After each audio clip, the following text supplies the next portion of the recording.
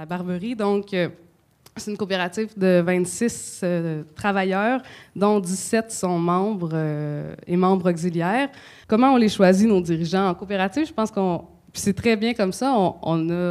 Il y a des amis qui entrent dans les affaires et il y a des collègues qui deviennent des amis. Je pense que l'important, c'est de s'assurer qu'on met les personnes compétentes au bon endroit et ça assure le respect des relations saines entre amis, justement. Choisir les bons travailleurs, ça garde l'amitié intacte, j'ai l'impression. Alors, comment on fait pour établir cette communication-là?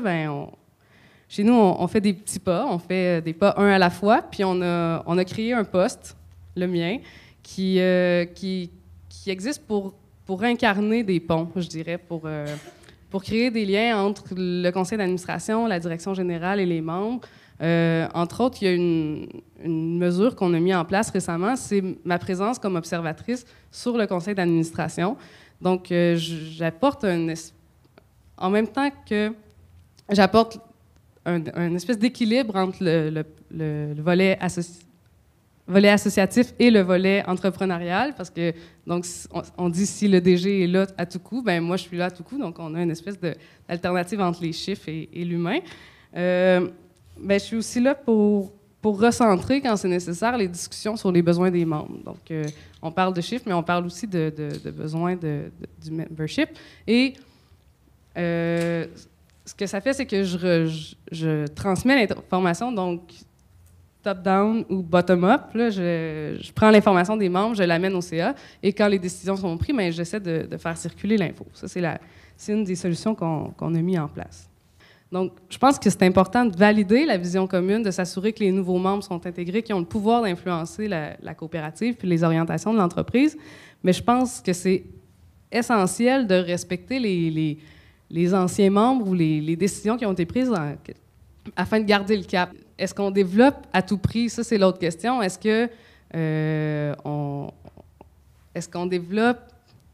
qu'on saisit des opportunités ou on respecte la vision commune à tout prix? Je pense qu'il faut faire le lien. Il faut maintenir l'équilibre, en fait.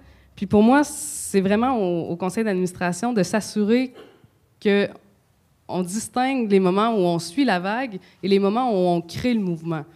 Donc, quand est-ce qu'on prend des opportunités afin de développer un modèle d'affaires qu'on veut performant, qu'on veut efficace, et quand est-ce qu'on crée un mouvement puis qu'on suit la volonté des membres, qu'on prend en fait la volonté des membres pour créer des opportunités d'affaires.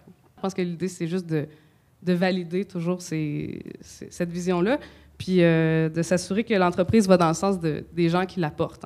Ma coopérative a changé sa gouvernance et son système de reddition de comptes, et ça a pris des années. Nous avons donc éliminé le poste de directeur général et donc nous avons maintenant un système de conseil de membres. Nous avons investi dans la formation d'un ensemble de médiateurs pour aider les gens à résoudre leurs problèmes avant même qu'une mesure disciplinaire officielle n'ait lieu. Mais c'est relié au système disciplinaire. Alors, si on se rend compte qu'une personne persiste à avoir ce problème, on se rend compte qu'après un certain moment, la personne ne voudra pas changer et donc doit faire l'objet de mesures disciplinaires. Un an plus tard, quels sont les résultats? Eh bien, les plaintes au niveau public, les plaintes quant à nos chauffeurs sur la route, s'ils conduisent mal ou s'ils se conduisent mal avec les clients, ont été réduits de 50 %. Maintenant, notre service à la clientèle s'est amélioré de façon spectaculaire. On ne s'attendait pas à ce que ce soit si bien parce que, encore une fois, collectivement et de façon impersonnelle, et on ne le fait pas de façon personnelle, mais on le fait selon nos principes communs, on traite du comportement des personnes qui va à l'encontre de notre convention collective, pour ainsi dire. Et les relations entre les gens sont meilleures. Grâce à notre programme de médiation, nous aidons les gens à communiquer directement entre eux. Parfois, c'est difficile, parfois, ce n'est pas évident.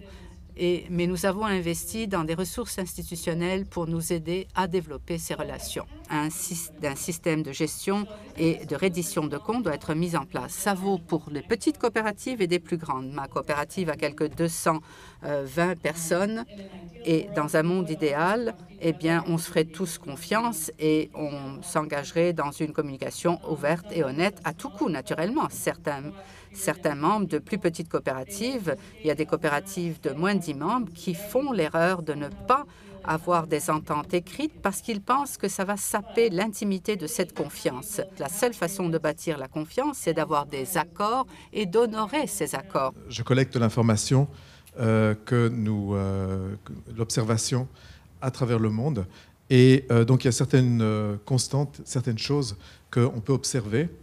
Et donc, je voudrais un peu reprendre les différents points de cette étude. Ce qui est intéressant, c'est que à travers les expériences que l'on voit se développer, surtout dans certains pays, de transformation d'entreprises en crise en coopératives de travail, on s'aperçoit qu'au moment où les travailleurs reprennent l'entreprise en coopérative, donc ils n'ont pas encore commencé à créer la coopérative, donc à partir de ce moment-là, on commence à avoir contact avec ces gens-là, avec ces travailleurs, on s'aperçoit à ce moment-là l'amour et l'attachement affectif énorme qu'ils ont par rapport à leur entreprise, déjà avant que ce soit une coopérative.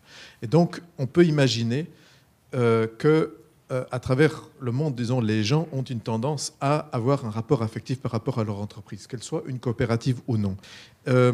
Mais c'est aussi une discussion qui a à voir avec combien de temps faut-il pour que les travailleurs deviennent les membres. Progressivement, d'avoir une séparation claire entre la gestion et la conduction stratégique de l'entreprise, donc le board, le CA, le conseil d'administration d'un côté et le management de la gestion de l'autre. Et parce que aussi c'est ça qui va permettre au conseil d'administration de se concentrer sur la planification stratégique à long terme et par contre à la gestion, à l'équipe de gestion de travailler sur la gestion ordinaire. Par rapport au respect des règles et l'organisation du travail, oui, bien entendu, c'est absolument essentiel. Et comme l'a dit Rebecca, ces règles doivent être écrites. Dans la coopérative, surtout quand elle se complexifie et qu'il y a de plus en plus de conflits, parce qu'il y a toujours des conflits dans n'importe quelle société humaine, il est important d'institutionnaliser des structures. Au départ, il s'agit de personnes et de personnes de postes de travail comme vous, par exemple, dans la Barberie. Et petit à petit, il s'agit bien entendu d'institutionnaliser davantage par des comités et donc où les différents intérêts de la coopérative, des membres travailleurs, etc., peuvent se refléter. La confiance, bien entendu, c'est super important. Et là aussi, c'est quelque chose qui est très difficile, à chaque fois on s'aperçoit. Comme dans toute société humaine, il est important d'expliciter ce besoin de confiance et pas de la rendre implicite, de dire ouais, on est tous copains et donc tout va bien. Il faut certainement expliciter ce besoin de confiance. Et également, là aussi, les contrôles croisés sont extrêmement importants parce que pour que les gens aient confiance dans leur entreprise, il faut qu'ils sentent certaines garanties. Ça, c'est tout à fait normal et humain. Nous avons parlé de l'art du compromis et de l'humilité. Oui, ça, absolument. Partout, il est absolument essentiel d'arriver à un compromis sur beaucoup de choses. Mais là aussi, de nouveau, ces contrôles croisés dont on a parlé vont arriver dans les coopératives et les structures coopératives les plus complexes à faire en sorte qu'on arrive à ce compromis. Donc, conclusion, la gestion démocratique est-elle un frein ou un accélérateur ? On s'aperçoit vraiment, ça je pense que c'est vraiment une constante, mais il faut vraiment à ce moment-là analyser également financièrement les coopératives sur un nombre d'années suffisamment conséquent. On s'aperçoit que réellement, il s'agit, quand c'est bien fait, quand c'est bien géré, il s'agit d'un investissement et non pas d'un coût. Souvent, donc, on le voit comme un coût, et c'est à partir du moment où on le voit comme un coût, où évidemment, dans le bilan, on pense que c'est quelque chose qui est un handicap pour le développement de l'entreprise. Cependant, si on travaille à plus long terme, disons sur une période de 5 ans, 10 ans, 15 ans, 20 ans, on s'aperçoit bien souvent que c'est un très, très important investissement dans l'avenir. Donc cette vision de tout ce qu'on vient de dire, donc toute cette élaboration et tout ce travail, tout ce temps et cet argent dépensé pour, disons, dans la gouvernance de l'entreprise, il faut le voir vraiment comme un investissement pour avoir des entreprises vraiment qui sont de plus en plus soutenable et en mesure de résister à la crise et donc d'avoir de plus en plus de résilience par rapport à la crise, de capacité de se maintenir et de se développer.